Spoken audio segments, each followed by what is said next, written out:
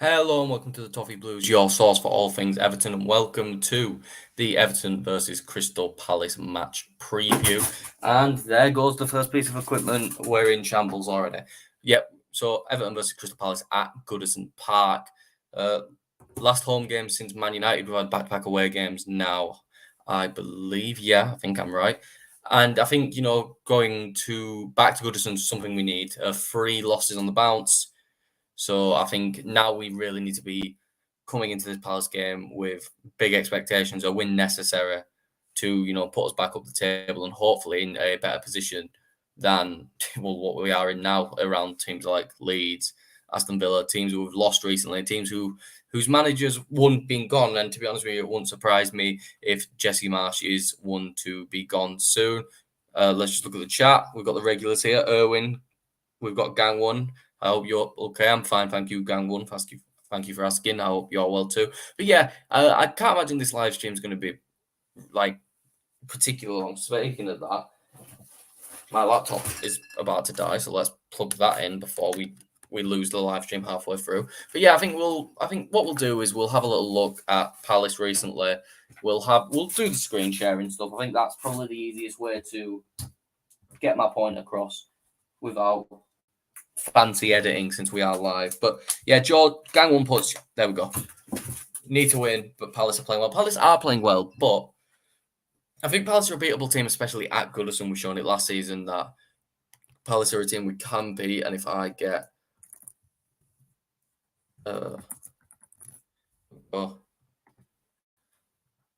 we already know about Everton, so let's get Crystal Palace up here. Crystal Palace are coming off, to be fair, good form. Haven't lost since a loss to Chelsea. A 2-1 loss to Chelsea at Selhurst Park. But let's see if I can present, share screen, Chrome tab. There we go. And that should work. There we go. Let me fill the screen up a bit more. There we go. Oh, didn't mean to do that one. Right, here we go. So here we've got Crystal Palace. And as you can see, good run of form recently, Crystal Palace. Saying that, Crystal Palace have only lost 2 games to Man City and Chelsea in recent things. So it's one of those where they are in, and here you go, better look at it, but they do draw a lot of games, Crystal Palace. And, away from home, it looks like they are able to get results. They got a result that we couldn't get against Newcastle. And, we look at it here, Crystal Palace 11th in the table, around usually where Crystal Palace are. So let's go back to the game against Wolves. Let's have a look at Crystal Palace versus Wolves here. This is what it was. So I believe, Eze, who, in my opinion, we look at Ebereki Eze here, and we try to get some actual details on him this season. Being probably one of the better players in the league this season, I think Eze has been absolutely fantastic for Crystal Palace. I think a bargain signing. I think he's probably one of the better. And if you can see, he's always causing problems in the middle of the pitch, carrying the ball.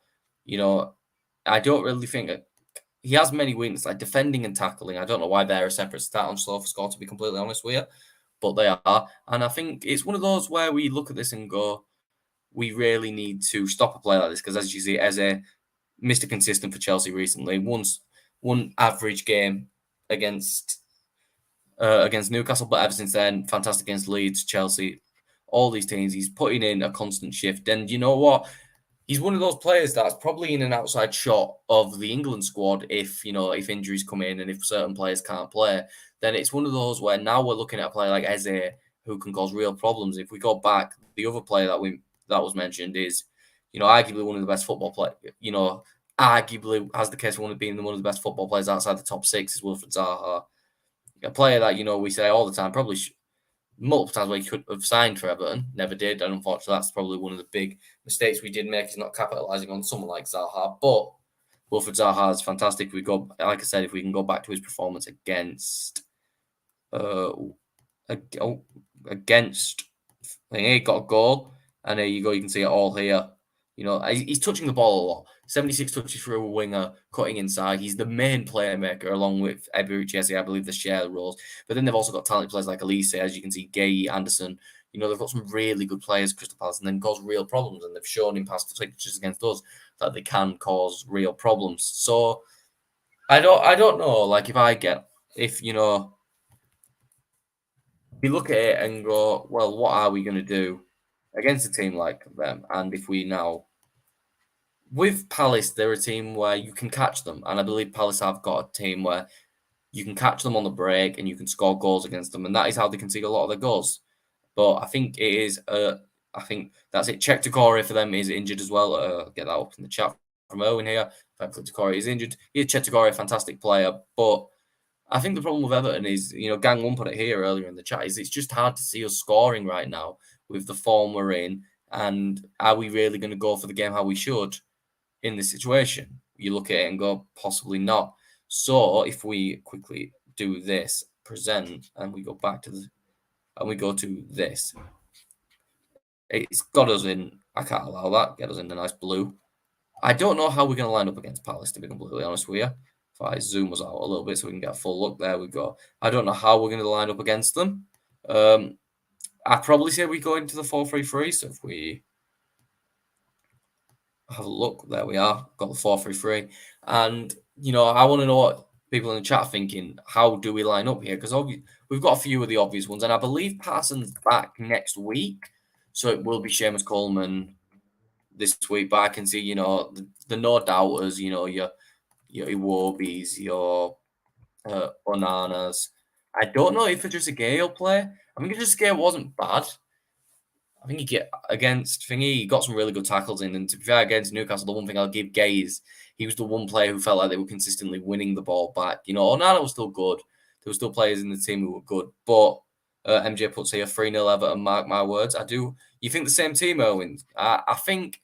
Do you think now's the chance we give James Garner a try? Do you think now? Because the thing is against Newcastle is I don't think we were awful in that first half, but we just let them put the pressure, and in the end, the second half we couldn't stop them. I think it's going to be DCL again. Hopefully, get that home support from Goodison, and then maybe we can see him score, maybe score a few. I think the link-up play was there with Calvert-Lewin. I think the few of the chests down to the wingers to the thing. I think it's going to take, unfortunately, more games than we'd like for him to give it there.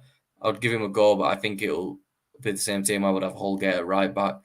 Maybe, but I think if we want to get forwards more, then I can understand why Coleman. So I think it will be Coleman. I think it'll be Seamus at right back.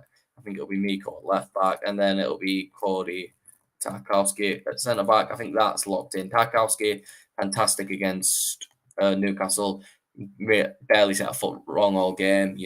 Some of the blocks, some of the interceptions he were getting, real leadership qualities that he offered. I think my problem with Connor Cody is I think Connor Cody does need to stop with these 30-yard ping passes across the pitch. And don't get me wrong, Frank may be telling him to do that. That's the issue. If Frank's telling him, this is what I want you to do, this is what you do not shy away from this, then okay, that's understandable why that is happening. But I also do think that he needs to be playing it with the ball at his feet, not where we're trying to pass around Crystal Palace, because that's where we'll get caught. But I think sometimes Cody will see there'll be an easy pass for Cody into midfield, and he'll just try to ping it. And you know what? I like the initiative, but I think it just sometimes we lose the ball too much. And with the way our scoring opportunities are, we need to have the ball as much as possible. Holgate can get forward, but isn't great. Holgate will be able to keep it with Zaha. Well, you are right. That's bang on, to be fair. That's why I could probably see Holgate. If we put Coleman / Holgate there, along the lines of that. And then, I think realistically now, I think you might be right. So I think it might be Gay, Iwobi, or Nana. And then probably the same team, and then Gordon. And I'm going to say this, and this might be controversial. No, Damari Gray. Sorry, but no, Damari Gray. He was absolute. Feel free to disagree, but besides the one thing where I believe he dribbled past Kieran Trippier and squared it into the box, he was terrible all game. Absolutely terrible all game. I think he doesn't. There's sometimes he'll just completely switch off defensively, and we're a team where we're not at that point where we can control possession yet. So Damari Gray has to be getting back and defending. And there's that one clip of him just walking away when they get an easy chance to score, and it really does us in. And I feel like with someone like DCL, I feel like Dwight McNeil is the winger who can get the best out of him with his crossing ability. The ability to put those balls into the box is going to be something that we really need. And I feel like that's something that McNeil offers more than somebody like Damari Gray. And that's not me saying Damari Gray is a bad player, but there's just certain games where the personnel we've got are suited more for someone like a McNeil. Or there'll be games where, for example, Maupay may be better suited than Calvert-Lewin, where in that mold where in a game like this where we're going to probably want to cross the ball into the box, to DCL, home return to Goodison, then yeah, I think McNeil has to be the player who's playing, because in the end, I think he's the best crosser of a ball that we've got who is a winger. So I think he has to be the one playing, and he will get back and defend, and he will be willing to put that effort in. So I think that's probably what I'd play. And I think, I wouldn't rush Patterson back. It may be a thing where Patterson, he gets bench minutes now until after the World Cup, and then he comes back in. Hopefully, then we've got a strong team going into the next year, going into January, when I don't know if the games kick back off in December, actually. But yeah, I think it's one of those. If you stick Gordon at left mid, he's against Joe Ward. I think McNeil around mid, he can help Coleman with Zaha. That's actually not a bad chance if we chuck McNeil over here, Gordon over here. It won't be exactly perfect like it was before, but something along those lines. Yeah, maybe you're right. That's actually not a bad idea at all. Let's push them forward a little bit as well. Something a bit like that. Yeah, probably are right. And then we can have Gordon cut it in, come in, and then cut inside, and then you could even see overlaps from someone like Iwobi. That, and then McNeil being here, almost having like a triangle. I mean, it'll probably end up being like this to stop Zaha with us, but yeah, I think that's a better shout than having Gordon on the right. I think Gordon will have much more freedom dribbling against someone like Joe Ward, and that's possibly why Demarai Gray may play against someone like Joe Ward. Demarai Gray's dribbling is probably his best asset, so maybe having someone like, maybe it'll be Gordon who drops out, because Gordon wasn't fantastic against Newcastle. I don't think he was bad, but at the same time, I don't think he was fantastic either, and I don't want to be the one who starts grilling Anthony Gordon. But if the performances aren't there, then unfortunately some people have to take the blame for it. And Gordon hasn't been one of the worst players, but I think his ability and, you look at the price tags he was being linked with, I really think he can step up and, make that step to the next level, hopefully with Everton. So, the earlier that happens, the better. But, you look at, if I could, get up how we line up, we've been recently, it's been 3 losses on the bounce, but it's been 3 losses against good competition. 3 teams who arguably may be challenging for top 6. I know that's quite a crazy statement to say about Newcastle, but it honestly wouldn't surprise me if Newcastle have some sort of push for those top positions. But yeah, we went on this little run after Fleetwood where, what was it, 5 league games without a defeat, and then 3 with it. Of course, Asmir Begovic, best performing player this season, not even close. But yeah, if we can get, I don't know if there's a way like I can get a lineup thing out, but yeah, as you can see, here we go. This is a possible lineup. So this is what is being predicted by SofaScore. And I think that's probably about right. The fact that Alex Iwobi only has a 6.85 on SofaScore, by the way, is criminal. That is ridiculously bad. And then, what? Crystal Palace, is there a away kit red? Crystal Palace's away kit is not red, is it? Okay, yeah, I think for my sanity's sake, we're gonna go over here, because that's bad. Right, here we go. We're gonna go to these guys, because that's give me a migraine. There we go. So I think, yeah, similar prediction over here, and then I think it will be Calvert-Lewin over Maupay. I'd be really surprised if Maupay starts at Goodison. I think it, but we get the table up here as well. As 3 points could do us. 3 points could jump us up to around this area with, saying, yeah, we want to be around Bournemouth and Crystal Palace in the table. It's not ideal, but it's a nice boost up the table. It's a nice win. Teams around us, Leeds and Villa, mainly lost recently, which always makes our lives a little bit easier. But yeah, I can't see it being really anything different than this, besides with Calvert-Lewin up front. I think it's going to be one of those. I think it's going to be a tough game. I think it's going to be a really tough game. I think Crystal Palace are a good side. I think you look at the team form, they're in much better form than us. You look at their goal scorers, Zaha's been on fire this season, 5 goals in the league already. And Owen's right, he puts Maupay hates Palace. That's a good point, yeah.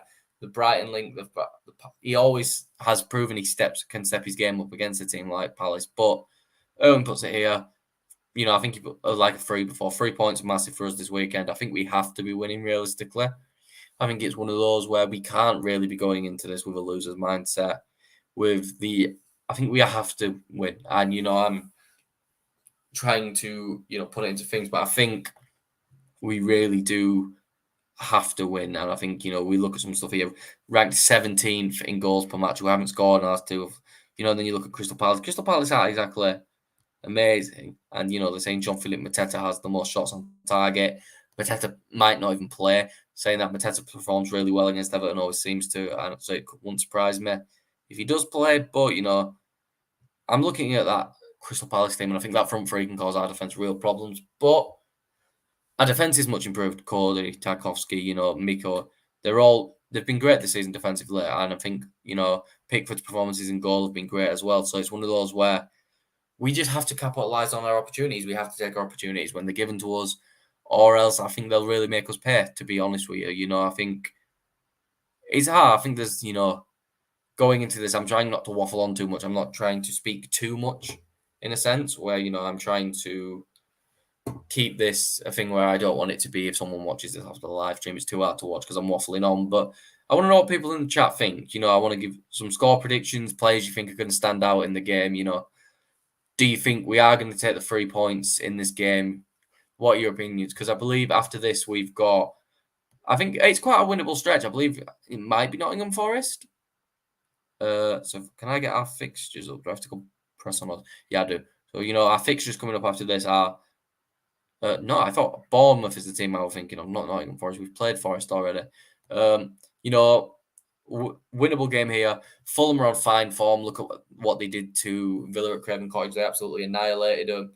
So I think it's one of those where I think every game here is winnable. Before the break, every 1, 2, 3, 1, 2, 3, 4, all winnable games. I think I won't say we get 12. I don't think we will. I think maybe I look at it. I'm 7 points, maybe. I think we'll come out with. I mean, I hope we come out with 12. It's always great to come out with that many points. It could really help us out in that run. But this is what's next. 3 o'clock kickoff, which means it's going to be one of those where you're either listening on the radio or you're doing the other thing that you do if Everton aren't on the television when radio's not an option. But I think Erwin puts here 2-0. DCL to score one, then Iwobi. Hopefully, Iwobi's been in fantastic form. Be nice to see DCL get more than one. Don't want to be greedy, but a nice brace for DCL could get him in real good form going into.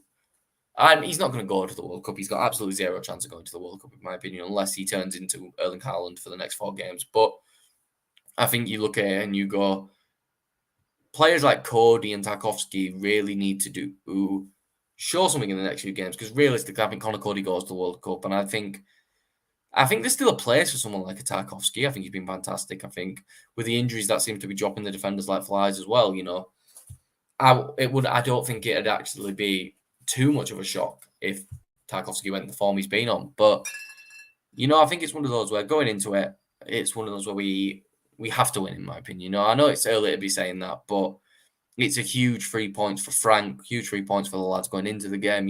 It's Goodison Park. We're trying to make it back to a fortress that it once was. Let me close that door. I didn't even realise that had opened. But, we need to make it back into the fortress that it once was. Quite, it's not really been that fortress that it once was since the COVID season, really. So I think it's one of those where we need to start picking. You need to win your home games. It's a well-known saying that you have to win your home games. And I think, sorry, let me move my chair up. But you have to win your home games. And if we don't win our home games, we're going to be in a very similar position to last season. And that's what we're trying to avoid. We're looking for safety this season. Like I said, the top half finish would be nice, but realistically, I think we are going to be around the area where we are now, between like 11th to 15th. With how close the league is, it won't surprise me. But as long as we're comfortably out of the relegation and we're making steps forward, then, it's always a good sign. Now, before we, start getting to ready to wrap things up here, I think Palace will score. I don't know if we're going to keep a clean sheet against Palace. I think Palace are on good goal scoring form recently. They've got really good attackers. and I think it will get caught. And but I'm going to go confident. I think DCL is going to bag a brace, and I think we're going to get a 2-1 win.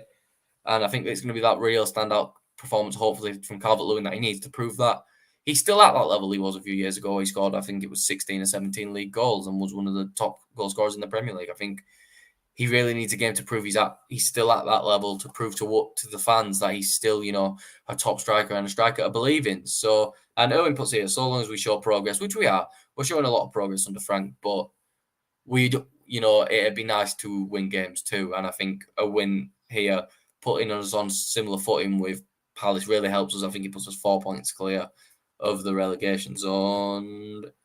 Yeah, puts us 4 points clear, which is always nice to have. It's always nice to have that little bit of leeway, that little bit of breathing room. And yeah, I think it's a win here would be really good against a team like Palace, because like I said, if we look at our fixtures, I think Palace are the best team we play in this stretch.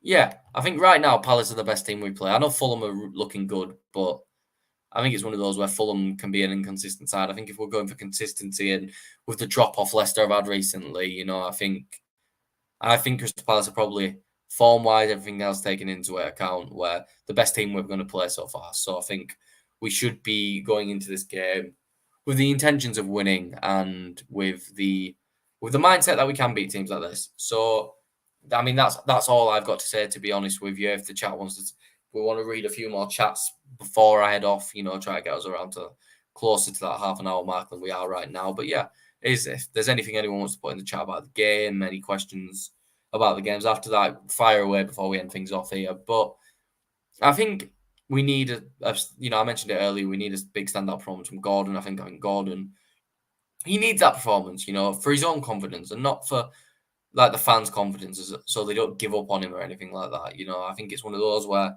a confidence booster for AG would be something he really needs. A nice settle down. You are good, and you really can do something. So I think that'd be nice for him. That'd be nice for the club. I think it'd be nice for everyone involved. Really, Gordon needs to get his head down. Exactly, that's what it is. And asking for 100k a week when you're performing like that's ridiculous. And I'm someone who's tried to defend Gordon quite a lot, to be completely honest with you. I'm someone who's tried to, always try to look on the bright side of things for Gordon, to try say, well, Everton board braised, he helped us in that season. But if you're asking for 100 grand a week, you need to step your game up massively, to be completely honest with you. And I think that's what it has to be. I think he really needs to step his performance up, and that's it. So, I think that's what we'll have to do. So I think that is all for today going in. No more yellows. Exactly, yeah. Oh, when you bang on there, no more yellows at all. He needs to stop with the yellow cards. I think he gets all these stupid yellows, and then, he gets himself in a position where rumours on Gordon's 100k a week originally came. Oh, did it right. Yeah, never mind. Yeah, that wouldn't surprise me if that's absolute waffle then. Right, so that's going to be it for today. Thank you all for watching. If you did enjoy, please make sure to like and subscribe. Follow us on Twitter. Follow me on Twitter at Callum Brannan3. And I'll see you all for the next video. See you later.